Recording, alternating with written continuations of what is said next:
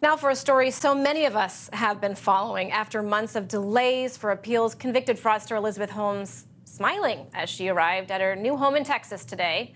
Once a Silicon Valley darling, Holmes will now spend the next 11 years and 3 months in prison for lying to investors about her blood startup, Theranos.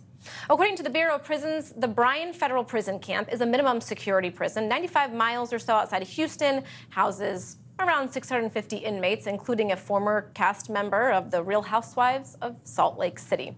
Joining me now is Holli Coulman. She's a women's prison consultant after serving her own stint at a federal prison in California. Holli, it's very brave of you. I'm so grateful that you're on tonight. Is Elizabeth going to be waking up with a view of the San Diego coastline tomorrow? No San Diego coastline for her. And in fact, right now, what many of your viewers don't know is that within the Federal Bureau of Prisons, she has not been assigned into a bunk area when she enters, because we are still in the COVID stages in the Federal Bureau of Prisons. It's rampant inside. She will be in quarantine, actually, for anywhere from 7 days on up to 20 days. She will be in a general population of other women that have come in from other facilities and or who have also self-surrendered. So she's not even getting the normal experience, which she will be locked in again with no visitation, no email, no phone, and basically food is brought to her. So this is something that has not been brought up.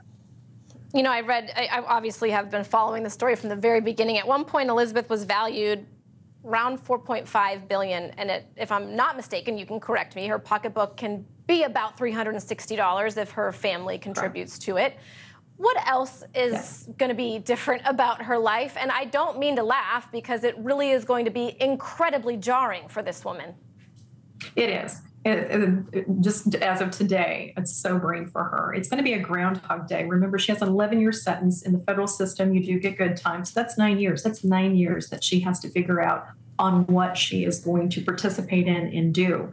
Obviously, the Federal Bureau of Prisons require her to work. She'll be on admission and orientation, status for her first 30 days after she's out of quarantine. So she won't have a job. She'll be assigned to many different areas, such as the dining hall, work cleaning the bathrooms. And then because of her background and her education, she may get a teaching job, teaching GED, or perhaps a clerk job. But aesthetically, she stepped into something where she's going to be living with 3 other people in a cubicle with 2 bunk beds, 4 lockers, 2 small plastic chairs, and a small writing desk that's in the cubicle attached to the wall. So her life has gotten completely different. Just remember, these steps is like taking a Costco and taking everything out, concrete. It's very old. Things are not working properly. She's going to have a schedule. She's going to have to get used to the officers coming in, flashing their lights at midnight, 3 a.m., 5 a.m. I don't mean to interrupt, but I want to get to this. You know, you've dedicated your life after your personal time. What is it like for you to see a woman going into a facility where you feel as if she needs to be rehabilitated? Because that's really your main goal, is it not? It is the main goal. It's to take responsibility, which she already has, because she is women who do this and going into the prison system to rehabilitate. The classes that they provide are very minimal. So you have to be very vigilant on what you want to do to go on after this, because there's going to be an end and you will go on. So you need to have something that's keeping relationships with, of course, your friends and family, keeping career aspects on what you can and possibly could do in the future, and work on those.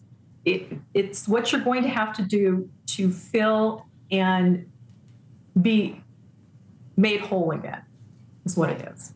Holli Coulman, thank you so much. We know that you have done that, and we appreciate your bravery. Thank you. Thank you so much. Thanks for watching. Go to newsnationnow.com to find NewsNation on your television provider. And don't forget to subscribe. Click the red button to get more of NewsNation's fact-driven, unbiased coverage.